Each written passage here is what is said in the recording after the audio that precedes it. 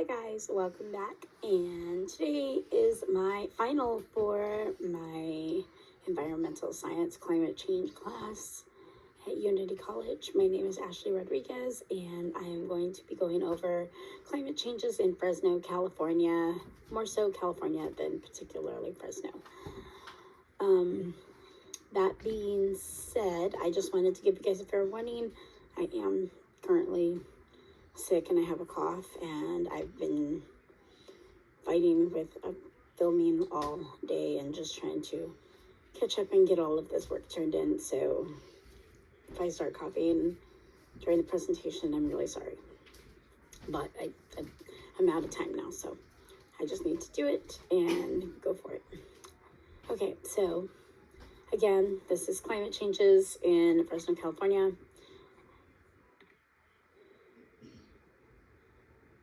Okay, what is climate change? This is what we're going to kind of go over in the whole entire presentation. So we're going to go over kind of what climate change is. We're going to go over the factors of climate change, historical context of climate, environmental influences, socioeconomic impacts, possible mitigation and geoengineering actions, and future outlooks for California. So forcing agents and feedback. So what is a forcing? Forcing agents are... Oh, I learned how to pause it so I could cough. Let's see how well this works. Okay, so forcing agents are going to be things that are outside of the climate system. So like solar radiation, green gases, things that aren't connected to climate in general, right? So precipitation, weather, the water cycle, all of that has to do with it, where solar radiation is kind of something that is not controlled in the climate system. And then we have feedback. So there are two types of feedback. There's negative feedback and positive feedback. Negative feedback is going to be things that cause or don't cause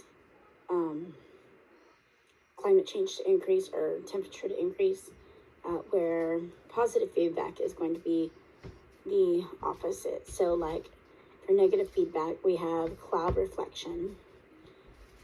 And that's basically what clouds do is whenever they're very dense, a lot of times they'll protect the earth from solar radiation. So energy and light comes from the sun, and instead of going straight to the earth and just drowning us with sunlight, and the clouds will actually kind of reflect solar radiation back into the atmosphere as opposed to, or into space, whatever, instead of having it all come down to earth.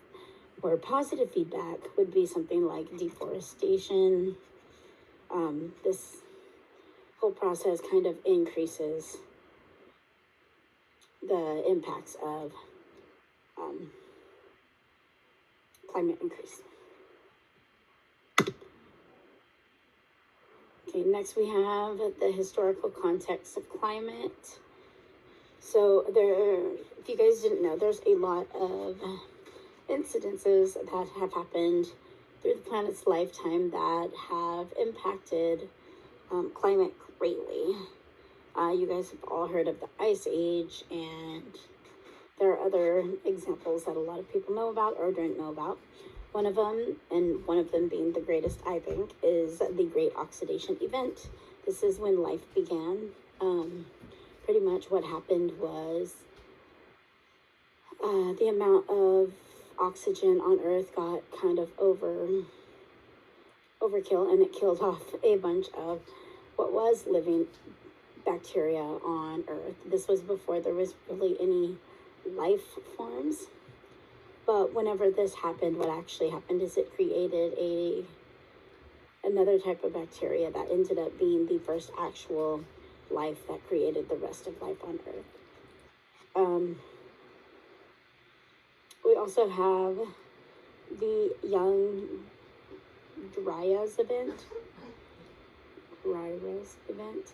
And this was pretty much whenever glaciers started to melt, causing an increase in the sea level. This was right after the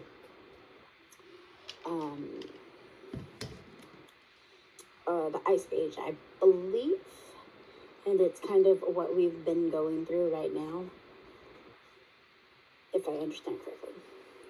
I put over here a little temperature kind of gauge, the average temperatures for Fresno, California. That's where I'm from. And you can kind of see how it's kind of gradually increased a little bit over the last few years. I started at the 1910 point and I ended at 2022. In 2022, it had kind of risen a little bit past 20. So there you go. All right, environmental influence.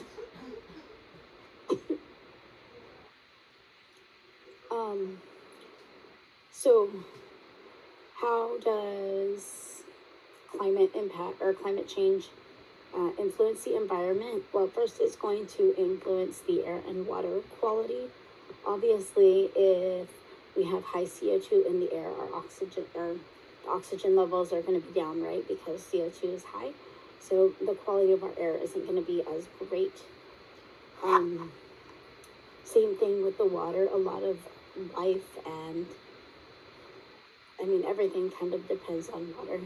So whenever the cycle is drier or it's more moist, it kind of throws off the balance of the water, which ultimately throws off life itself. If the quality of the water goes down or the temperature of water increases too much, it can actually harm animals that are within the ocean, like coral, and cause them to go extinct, which we know is coral bleaching, for example.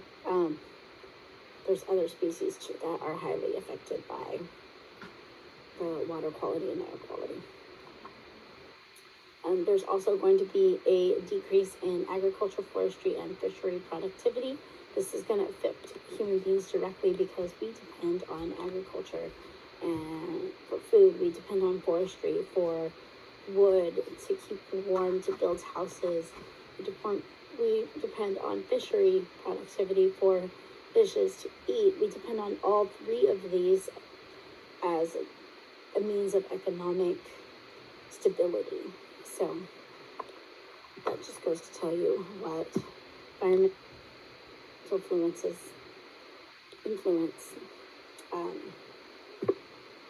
influence climate change has on the environment.